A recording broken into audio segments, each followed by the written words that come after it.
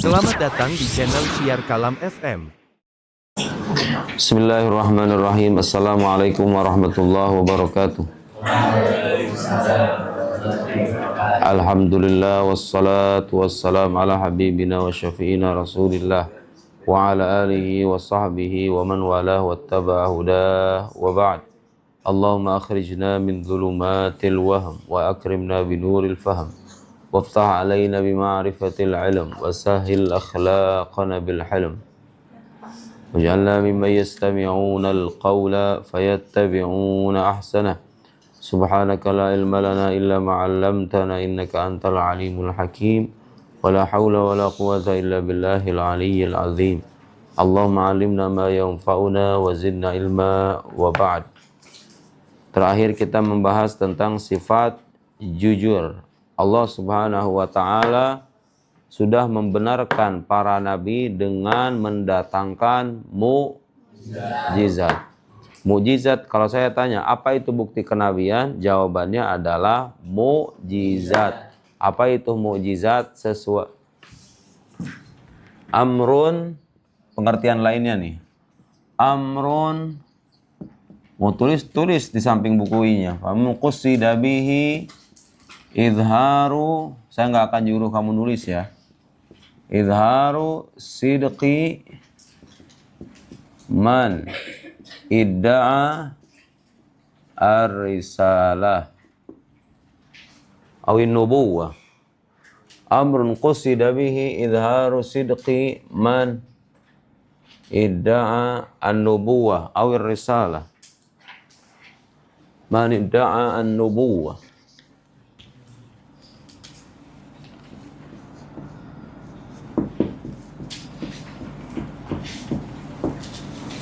Amrun qusida bihi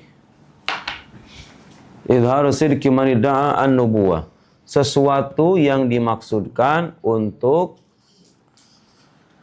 menampilkan kejujuran orang yang mengaku sebagai nabi. Saya ulangi, mukjizat itu adalah sesuatu yang luar biasa tentunya, yang ditampilkan oleh Allah. Tujuannya apa ditampilkan mukjizat itu? Untuk menunjukkan kejujuran orang yang mengaku sebagai nabi.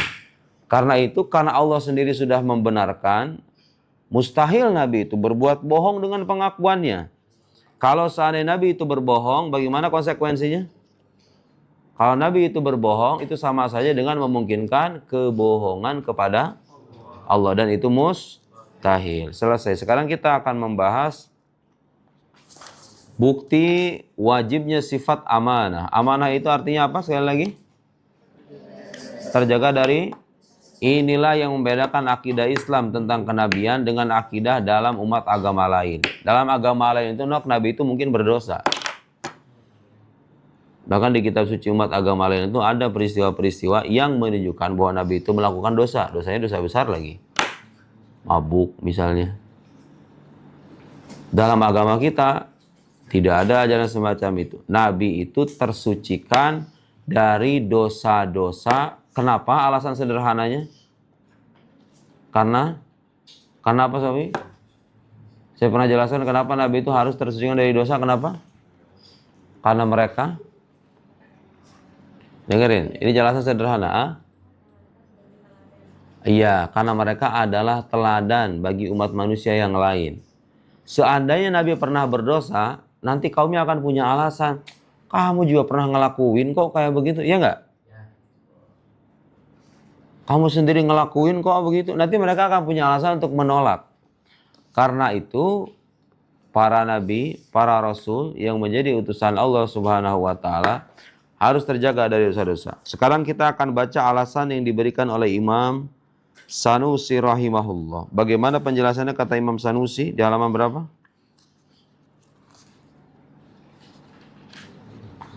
Burhanul Amanah. Naam. Berapa nok? Nih. 153, 152. Buku saya 152. Imam Sanusi berikan wa amma burhanu wujubil amanah, adapun bukti keniscayaan sifat amanah lahum bagi para nabi alaihi wassalatu wassalam Fali annahum law khanu bi fi'lin muharramin. Ini namanya argumen rasional. Jadi ada argumen, masih ingat ada namanya dalil akli, ada dalil nakli. Kalau dalil akli itu argumen rasional, kalau dalil nakli itu argumen tekstual yang merujuk pada Al-Quran dan sunnah. Wa amma burhan wujubil amanah, adapun bukti niscaya sifat amanah, apa itu? Fali annahum law khanu bi fi'lin muharramin. Karena mereka itu kalau seandainya berkhianat dengan melakukan perbuatan yang dilarang.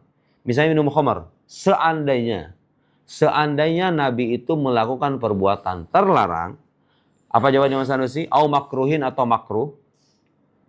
Lan qalabal muharram awil makruhu ta'atan. Maka niscaya yang tadinya haram itu berubah menjadi ketaatan. Fi haqqihim, bagi mereka. Lianna Allah Ta'ala, karena Allah Ta'ala qad amarana bil iqtida'i bihim. Amarana apa artinya? Memerintahkan Allah telah memerintahkan kita bil iqtida'i bihim, untuk meneladani mereka. Fi aqwalihim, dalam perkataannya, wa afalihim, dan perbuatannya. Wala ya'mur ta'ala bi muharram. Dan Allah tidak akan memerintahkan dan tidak akan pernah memerintahkan dengan sesuatu yang haram, wala makruh, juga makruh. Wa hadza bi'ainihi huwa burhan wujubits tsalis. Dan ini juga bisa dijadikan argumen atau dalil atas wajibnya sifat ketiga, yaitu sifat tabligh. Saya sederhanakan sekarang, lihatin ke sini. Kalau saya tanya terus bisa jawab. Kenapa Nabi itu harus terjaga dari dosa-dosa? Jawaban sederhananya, lihat di sini. Jawaban paling gampangnya yang disederhanakan.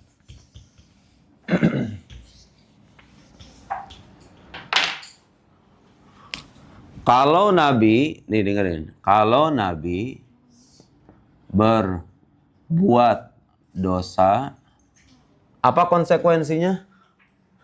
Kalau Nabi berbuat dosa, maka ketaatan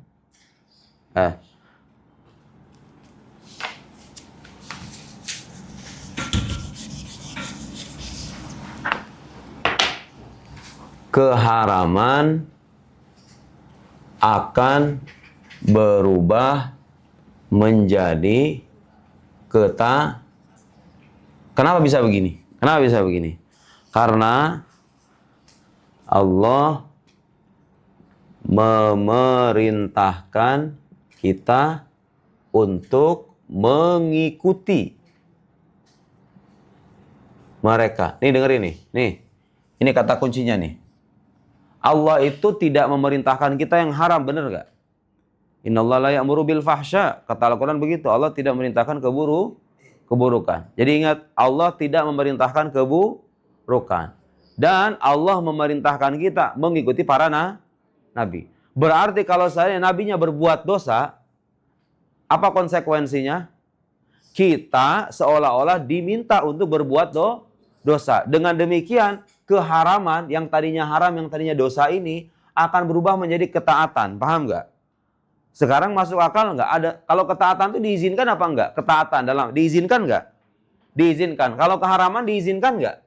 Nggak diizinkan. Mungkin nggak Allah memerintahkan sesuatu yang diizinkan tapi tidak diizinkan? Nah, itu kontradiktif namanya. Nggak mungkin. Nggak mungkin yang tadinya keharaman berubah menjadi ketaatan atau ketaatan berubah menjadi keharaman. Para nabi itu, sekali lagi, kita diperintahkan untuk mengikuti mereka. Sekarang misalnya nabinya minum khamar. Misalnya, nabinya minum khamar nih. Minum khamar. Halal atau haram? Haram. Kalau nabinya minum khamar dan Allah memerintahkan kita ngikuti nabi, berarti kita disuruh apa itu? Disuruh melakukan keharaman. Tapi masuk akal nggak? Ada sesuatu yang dikatakan haram, tapi kita diperintahkan untuk melakukannya. Masuk akal nggak? Namanya sesuatu yang haram pasti harus dihindari. Jadi Nabi ini adalah teladan kita, digampangnya. Nabi kan teladan kita nih. Kalau nabinya berbuat dosa, berarti kalau gitu kita diperintahkan berbuat dosa dong, ya kan? Sementara Allah menyuruh nggak kita berbuat dosa? Karena Allah tidak menyuruh kita berbuat dosa, dan Allah memerintahkan kita ngikuti Nabi, berarti konsekuensinya apa? Saya ulangi. Karena Allah tidak menyuruh kita berbuat dosa, dan Allah memerintahkan kita untuk ngikuti para Nabi, berarti kalau begitu gimana? Para Nabi itu terhindar dari dosa-dosa. Sekali lagi saya ulangi, para nabi itu harus terhindar dari dosa-dosa, karena kalau seandainya mereka berbuat dosa, maka keharaman akan berubah menjadi ketaatan, dan ini mustahil. Kalau sesuatu sudah menjadi keharaman, gak mungkin jadi ketaatan. Masa minum khamar jadi boleh? Terus berzina jadi boleh begitu? Gak bisa. Allah tidak memerintahkan kita. Al-Quran tegas menyatakan. Lihat ayatnya yang saya kutip. Innallaha la ya'muru bil fahsya. Allah itu tidak memerintahkan kekejian atau keburukan. Sementara kalau Nabi berbuat dosa, itu artinya apa? Allah memerintahkan kita untuk berbuat dosa, ya kan? Bertentangan dengan ayat Al-Quran. Bertentangan juga dengan hukum akal. Mana mungkin sesuatu yang diizinkan seperti ketaatan berubah menjadi sesuatu yang tidak diizinkan. Diizinkan, tidak diizinkan itu kontradiktif. Kontradiktif itu bertolak belakang. Walhasil, kalau Nabi itu berbuat dosa, maka itu akan berkonsekuensi pada kemustahilan. Ketaatan berubah menjadi keharaman berubah menjadi ketaatan, dan itu karena itu mustahil, berarti Nabi itu tidak mungkin berbuat dosa. Dosa kecil dan dosa besar, no, sama aja. Maling misalnya duit 5.000, mungkin gak itu? Karena bagaimanapun nanti orang akan punya celah. Kalau misalnya Nabi itu melarang orang untuk maling, duduk, ijlis. Kalau Nabi itu melarang orang untuk berbuat maling, sementara misalnya Nabinya pernah maling walaupun 5.000, karena orang punya alasan. Perasaan kamu pernah waktu masa remaja dulu ambil 5.000 itu, akan bisa jadi begitu. Nabi itu, ayat-ayat yang dalam Al-Quran yang menunjukkan seolah-olah Nabi itu berbuat salah, itu bisa ditakwil oleh para ulama. Saya punya buku-bukunya itu. Buku-buku yang mentawil ayat-ayat yang seolah-olah menunjukkan Nabi itu berbuat salah, berbuat dosa. Ada orang-orang kalau baca buku terjemahan, Quran terjemahan, mungkin akan mengatakan begitu. Seperti misalnya peristiwanya siapa?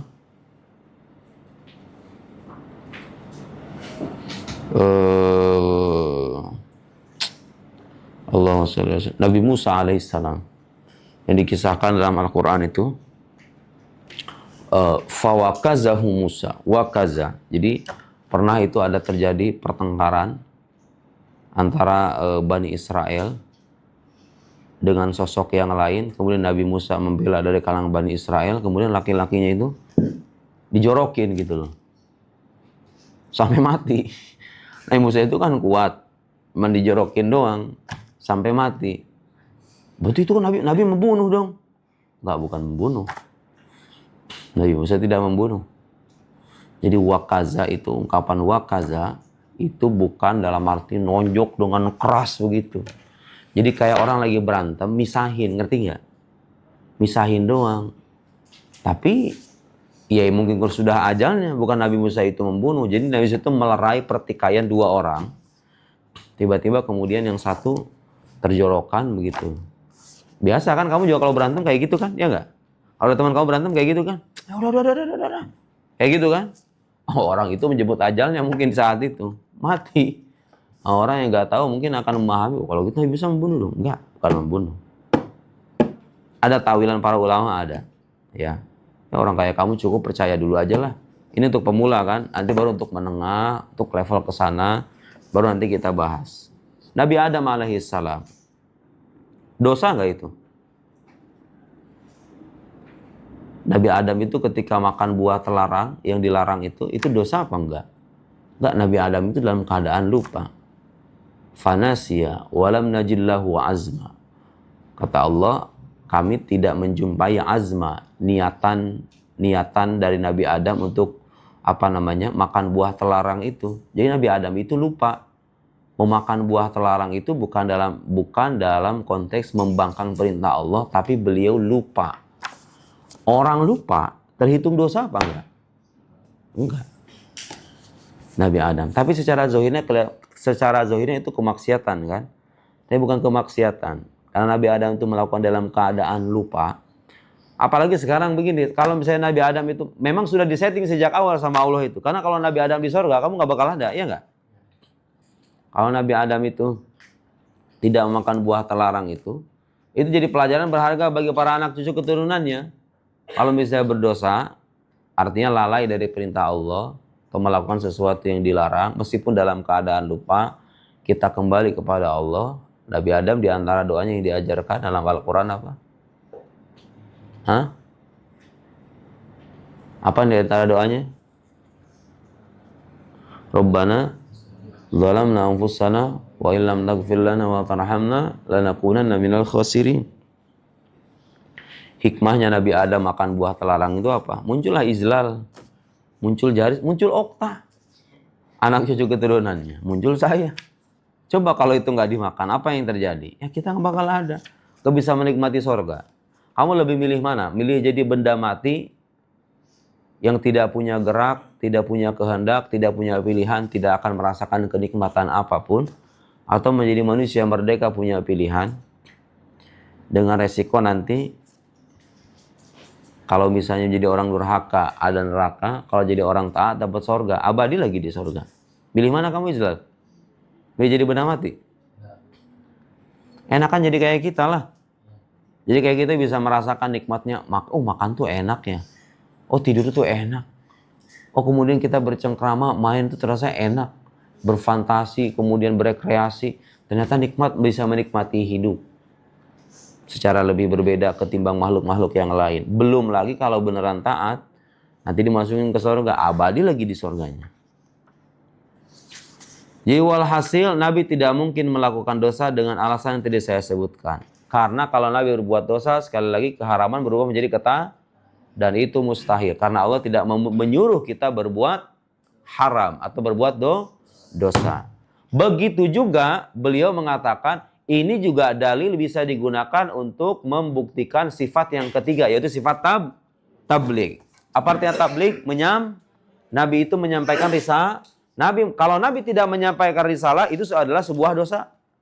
Saya ulangi, kalau Nabi tidak menyampaikan risalah, itu adalah sebuah dosa. Kalau Nabi berbuat dosa, balik lagi ke sini. Kalau Nabi berbuat dosa, berarti dia menjadikan keharaman.